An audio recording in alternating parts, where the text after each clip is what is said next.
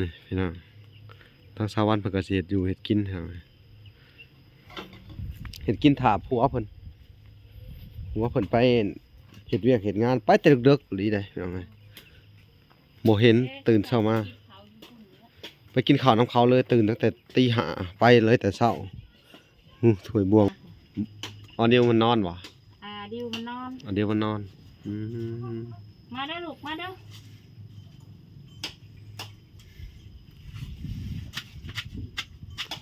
เพิ่นสิตำอันนี้แกงหน่อไม้เนาะโอ้ยยนางกับมันอยากเหี่ยวเนาะแม่ก็เปิดตู้เย็นเลยเอาเดี๋ยวเพิ่นกะแล้วแหละตำเนาะบ่ได้ยินบ่ยินคือกันแต่ว่าก้อนยินมันบ่แหลกใส่น้ำนะก่อนเนาะพี่น้อง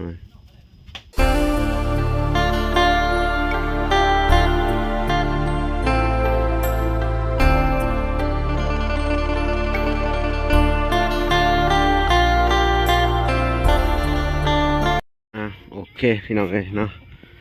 ตัดภาพมาอยู่ทางไอ้วันเนาะโอ้ยมาแต่แซนเนี่ยฮะสบายดีก่อนเร็วสบายดีโอ้สบายดีเด้อสบายดีพากันย่างมาจากตลาดสิไปใช่เนี่ยฮะสิย่างขึ้นแล้ววะเนี่ยนี่พี่น้องเอ้ยชาววันผลมาจากตลาดพี่น้องฮะซื้อจะนั่งแกงหน่อไม้โอ้โดยสิไปซื้อจะนางให้แก้วเพิ่นกับไปแต่เด็กๆพุ่นเนาะตื่นมาก็บ่เห็นเลยพี่น้องเนาะเพิ่นไปแต่เด็กอะไรเนาะเพิ่นไปลุยอยากให้มันแล้วไว้บ่นาเพิ่นว่าไปดำนาอยากให้มันแล้วไว้เลยอยากไปเฮ็ดบนอื่นนำแน่ช่วงนี้ขึ้นไปเมื่อกี้นี่เขาก็บอกว่าไปดำนาค่อยๆในเด้ออยู่ไสอีกบัดนี่บ้านชาวนางนั่นแหละน้องเองนี่หาดชาวนางอ่ะหน้าเพิ่นอยู่นี่บ่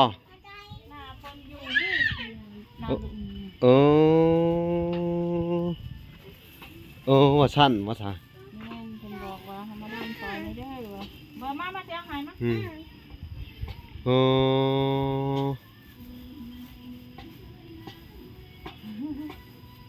งานหลายว่ะทางสวรรค์สมมุติอยู่ซื่อๆบ่ได้เนาะถ้าไอ้แก้วเพิ่นก็ไปแต่เลิกผมพาอยากมาเฮ็ดบนอื่นนำแน่พี่น้องเอ้ยเนาะเฮ็ดอยู่หั่นอยู่นี่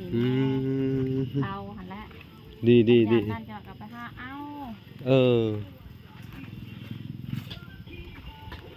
นี่พี่น้องเลยนี่พี่น้องไผ่สมอด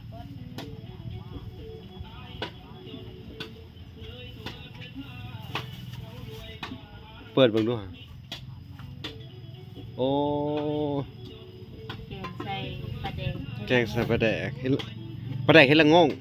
ยังบ่หมดอยู่โอ้ปลาตาแซ่บเลยพี่น้องเนาะพี่น้องเนาะสวรรค์เพิ่นก็สิแกงหน่อไม้ต่อบาดนี่เนาะเขาก็สิมาเบิ่งเมนูเพิ่นแกงหน่อไม้ก่อนพี่น้องเนาะบรรยากาศมื้อนี้ก็ใครแน่เนาะฝนตกแต่เช้าพุ่นเนาะหากะเช้าเนาะเข้าสู่หน้าฝนแบบว่าฝนเร่งพี่น้องฤดูกาลเนาะมันก็ใกล้สิเข้าพรรษาแล้วมั้งเนี่ยเนาะใกล้สิเข้าเดือน8แล้วพี่น้องเอ้ยเนาะพี่น้องเฮาก็สิมาเบิ่งอันบอนที่เป็นห้องนะพี่น้องเนาะก็มีผู้ใหญ่ทางบ่สัญญาเพิ่นสิเฮ็ดขุดห้องพี่น้องเอ้ยเนาะขุดห้องนั่นนี่เนาะเพิ่นว่า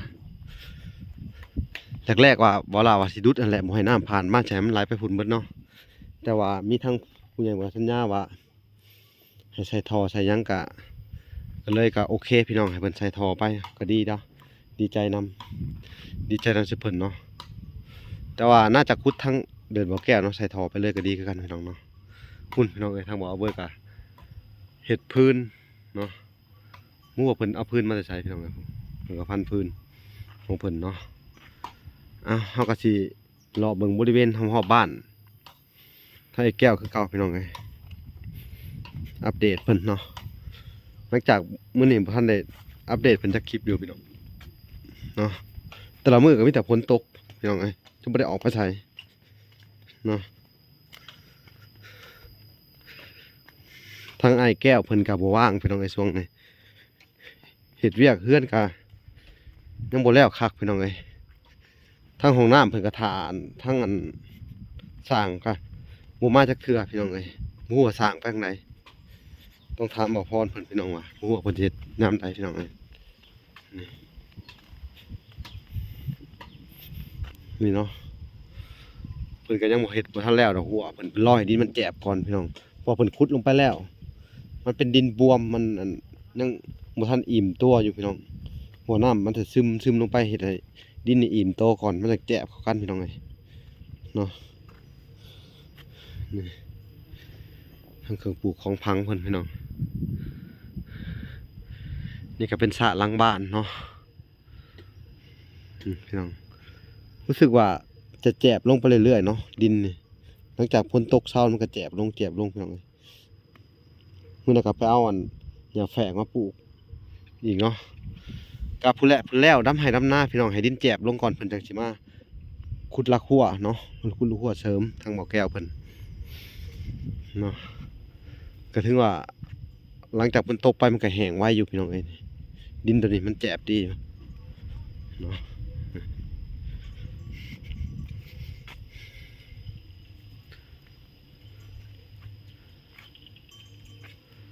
นี่พี่น้องทางชาวบ้านเพิ่นก็สิเฮ็ดอยู่เฮ็ดกินแถวนี้เฮ็ดกินถาผัวเพิ่นไปเฮ็ดเวียกเฮ็ดงานไปแต่ดึกๆอีหลีได้พี่น้องเอ้ยบ่เห็นตื่นเช้ามาไปกินข้าวน้ำเขาเลยตื่นตั้งแต่ตี 5ไปเลยแต่เช้าถ้วยบวงเพิ่นพี่น้องเพิ่นก็ล้างโอ้เพิ่นก็เฮ็ดโต๊ะนี่คักอีหลีพี่น้องเอ้ยสลัดเลยแป้นที่เหลือเนาะเพิ่นก็เฮ็ดโต๊ะบนว่างอันไว้อันล้างถ้วยล้างจานพี่น้องเพิ่นก็เก็บกำดีที่เข้าของที่ซื้อมาพี่น้องเอ้ยที่ผู้ใหญ่ซื้อให้เพิ่นก็เก็บดีเนาะว่าจะเป็นถ้วยเป็นห่างบ่อนนั้นวางเข้าของวางถ้วยนี่เพิ่นก็ไม้ที่มันเหลือเฮ็ดเฮือนพี่น้องเพิ่นก็มาเฮ็ดห่างว่าซี่ถือว่าเพิ่นเป็นคนที่ละเอียดในการอัน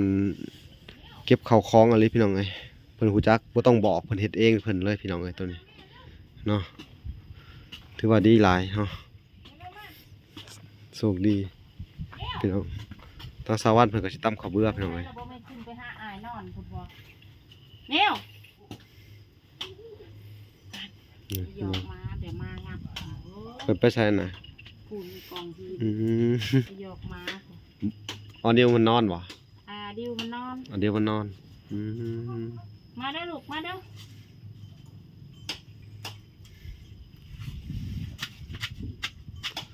เพิ่นสิตำอันนี้แกงหน่อไม้เนาะโอ้ยยายนางก็มันอยากเหี่ยวเนาะ แม่เขาเปิดตู้เย็นเลย อืม ไปกินนะลูกนั่งนะลูก นั่ง นี่ขึ้นมานั่ง มานั่งพี่ไว้ ขึ้นไป นี่ อันนี้ไปนำบ่ให้กุ้ยก็มันยางเนาะ อื อันนี้ ม บ่ให้กุ้ย ป้าก็ไปตลาดมาเนาะไปซื้อข้าวของพี่น้องไงซื้อเครื่องอันแกงหน่อไม้เนาะอยากกินน้ กินน้ ำอยากกินน้ำแล้วพี่น้องไงนี่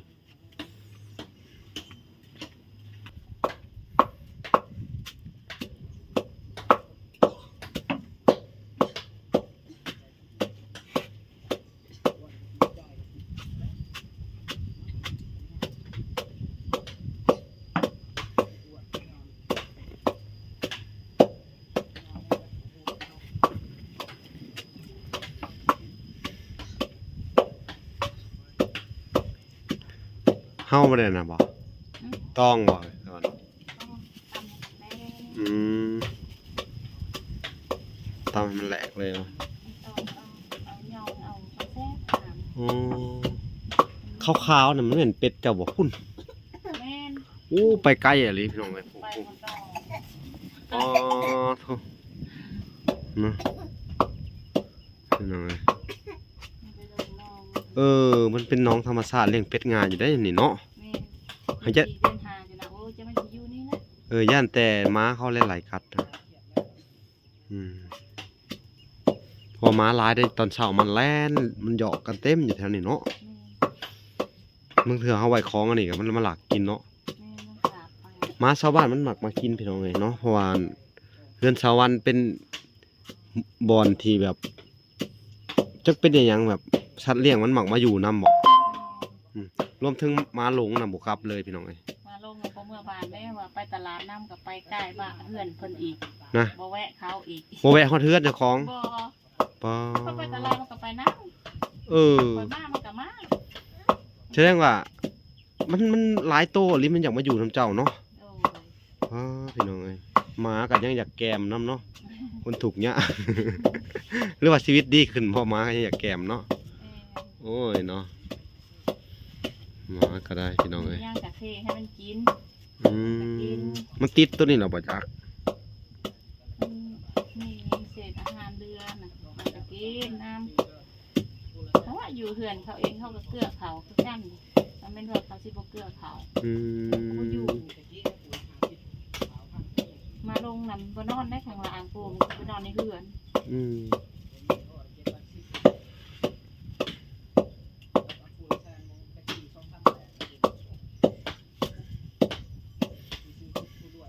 นู่นพี่น้อง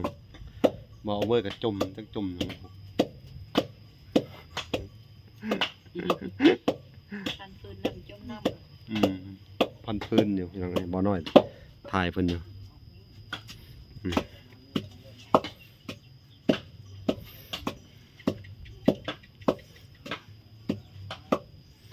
มาเบิ่งสวรรค์แกงหน่อไม้มื้อนี้พี่น้องเอ้ยเนาะเผื่อเจ้าหน่อยเพิ่นเข้ามาเลยเนาะว่าแก้วเนาะ คำบ่ละกันมา อืมไปแต่เด็กหลาย ถึงขายถึงดำเนาะเขาบ่มีทุนนะคะกระดำซอย อืม ขายแล้วกระดำอย่าดำจิตดำมาบ่ทันเนาะ โดย ซอยกันดำ บัดนี้อันมีทั้งอันนี้ก็จะสิจอดจะสิไปรับซอยใกล้ๆนี่จะว่าก็ได้เด้เนาะ เพิ่นไปเฮ็ดอยู่พุ่นแล้วก่อน นะ เพราะว่าอยู่พุ่นบ่มีคนไทยนา อยู่หุ่นนะ แม่น ตัวนี้ก็ตัวบ่อนชาวนั่งมาบอกนี่เจ้าก็ไป มันใกล้เด้ใกล้กับเพื่อนเจ้าเนาะใกล้บ่อยู่นี่ อยู่พุ่นหน้าเขาอยู่พุ่น อยู่ภาคเซพุ อยู่ติดเซ่นะ โอ้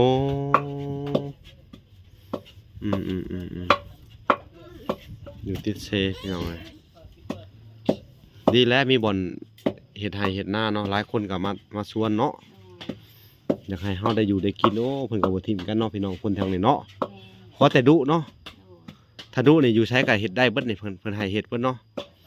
ส่วนหลายเพิ่นบ่ค่อยมีคนงานเนาะแถวนี้เนาะ แม่น เพิ่นหาแต่แบบว่าคนได้ที่แบบบ่มีไร่มีนาแล้วไปเฮ็ดนํเพิ่นพี่น้องเอ้ย เดี๋ยวด้านหน้าเขาก็ อืม เจ้าก็สิจ้างปานคันหน้าเนี่ย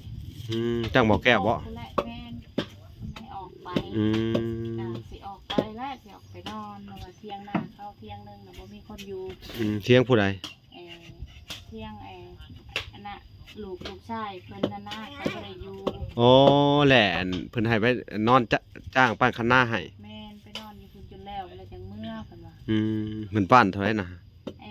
วาละ5,000 ว่าหนึ่ง5,000กีบ โดย โหคือว่า มัน ว่าหนึ่งพี่น้อง อุ้ยคือบอกเป็นแมตแมตละ5,000บ่ได้บ่2แมต5,000อันนี้เนาะ แล้วนะเขาก็ให้โรคยย่างยา อืม ที่เป็นน้ำหั่นนะ ยายุบ อะ โอ้ เขาก็จ้างอีก โอ้คือถือดีซับเอาได้ซับขาเลย แม่นเขาให้ ครับคือว่าโรงงานน้ำดื่มอนามัยเพิ่นก็ต้องการอยากให้เบาแก้วไปอยู่เนาะ โดย เพิ่นเว้าให้ฟังอยู่พี่น้องเอ้ยโอ้ยงานหลายแล้วบัดนี้เนาะโอ้ดีใจนำ ลายขนาดเนาะ เขาจองหลายแสดงว่าเขาเห็นเบาแก้วดุขนาดเนาะ มันไปได้ว่าแต่ว่าเขามีคนจ้างมันไป อืม มันบ่ได้ขี้ข้าน โอ้ดีนี่แหละเขาอันอยากได้ยินคำนี่แหละเฮาดีใจนำสู่เจ้าเด้อ โอ้ย ให้แก้วก็ขยันอะไรพี่น้องเอ้ยเนาะ ขยันมันไป อืมเอาพี่น้องเอ้ยเพิ่นก็แล้วแหละตำเนาะ ย่าง บ่ได้ยินบ่ ยินคือกันแต่ว่า อืม ตามก้อนนี่มันบ่แหลก ใส่น้ำนะก่อนเนาะพี่น้องเอ้ย เฮ็ดย่างลูกอันนี้อยู่มันนานแล้ว มื้อนี้ก็มาเบิ่งเพิ่นพี่น้องเอ้ยเนาะ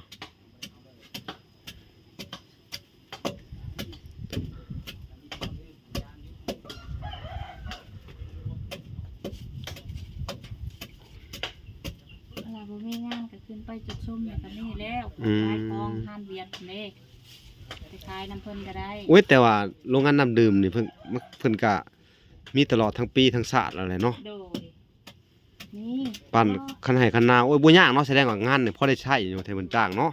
โดยแต่ว่าก็สิไปตามข้างหน้าก่อน แต่ว่า ให้มันสิหมดก่อน แม่น อันนี้ให้มันมีตลอดปีตลอดสายงานใดก็ได้ ขอแต่ดุเนาะ แม่น เพิ่นให้แพงอยู่บ่ล่ะบัดนี้อยู่อันรับจ้างหันเวียด ก็บ่ทราบคือตั้งขอบ่เคยไปแต่ว่าเห็นเขาไปเนาะ เออ เห็นเขาไปรับจ้างอยู่เด้มันที่เดือนนึงเขาอยู่แล้วเขาก็ไปไปมาเราก็รักหมดนั่นแหละไปขายของ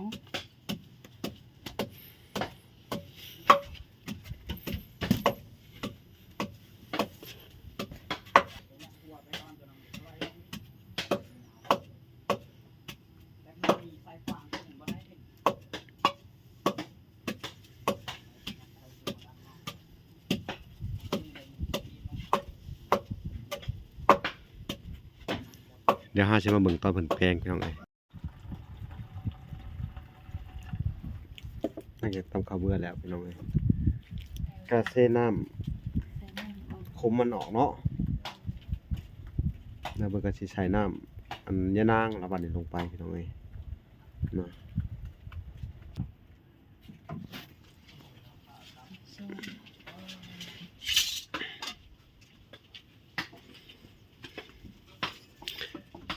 โดนเติบแล้วพี่น้องเอ้ยที่บ่ได้เบิ่งเพิ่นแกงหน่อไม้เนาะบ่ได้เบิ่งเพิ่นค้ำกับข้าว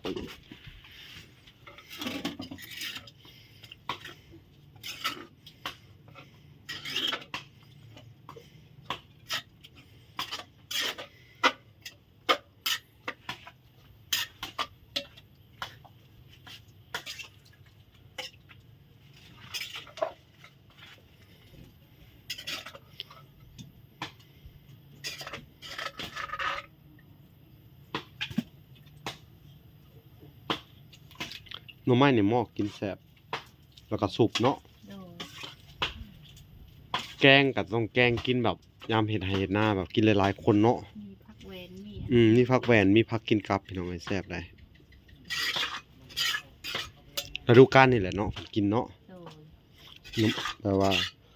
คนแบบในประเทศลาวทุกคนพี่น้องเพิ่นสิมักกินแกงหน่อไม้ เพราะว่ายามเกี่ยวข้าวจะนั้นมันก็บ่ค่อยมีเลยมีแต่ อื แด ม งมัน มีแต่ยามดำนาเนาะ มีแต่ดำหน้า น้ำนี่พี่น้องเอ้ยแกงหน่อไม้กินจังได๋ก็บ่เบื่อพุ่นเนาะ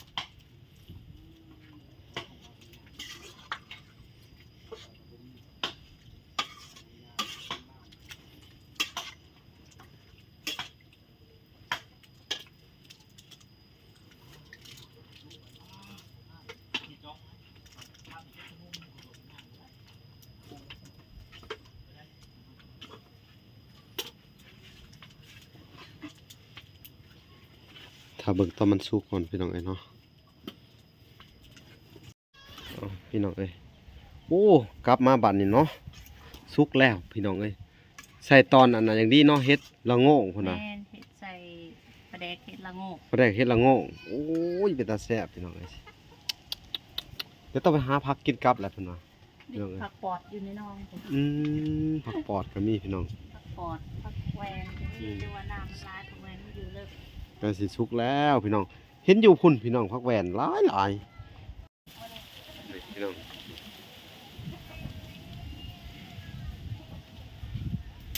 สิใส่หยังนะฮะคนนี้ ผักขะแยงกับผักจู โอ้ ผักขะแยงกับปลูกไว้ ก็ยังปลูกไว้เลย แม่น หรือใช้ปลูกก็ได้ โอ้นทางชนทางนั้น โอ้ มันก็เลย โอ้ได้นะมีผักกระเยงกันเนาะโอ้สุดยอดเลยพี่น้องเลย ปลูกไว้ โอเค เดี๋ยวรอตอนเพิ่นกินเลยพี่น้องเอ้ยหลังจากเพิ่นแกงหน่อไม้แล้วเนาะพี่น้องเนาะเพิ่นก็สิจูดขี้เหงื่อเนาะ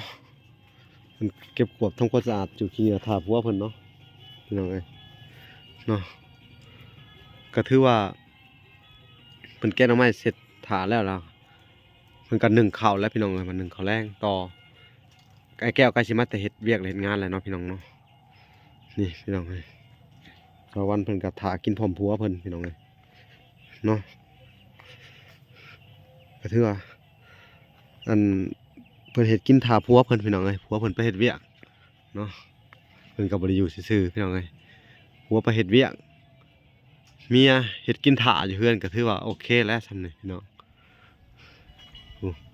ถึงลูกถึงเต้าเพิ่นพี่น้องโอ้เขาไปสอบถามเพิ่นก่อนเพิ่นจะแกล้งหรือไม่เสร็จหนึ่งข้าวต่อเลยเพิ่นว่าสบายดีอันนิว ไปดีลูก กลับไปยิง เอาแล้วอันนิวอ่ะเอาอันนิวมาสบายดีแล้วโอ้ พี่น้องเอ้ยเนาะโอเคพี่น้องคลิปนี้กะบ่มีหยังหลายพี่น้องเอ้ยมาอัปเดตครอบครัวทางไอ้แก้วเพิ่นเบิ่งบรรยากาศยามบ่ายๆบ่าย3บ่าย4ก็สิค่ำแล้วพี่น้องเอ้ยไอ้แก้วก็สิมาแล้วเนาะเดี๋ยวเพิ่นก็แกล้งน้องไม้ไว้รอท่าอยู่เฮือนโอ้พี่น้องเอ้ยเป็นตาแซ่บขนาดเพิ่นว่าเอ้าคลิปนี้ก็สิได้จบก่อนแต่เพียงเท่านี้เนาะโอเคพอกันใหม่อีกคลิปหน้าบ๊ายบายพี่น้อง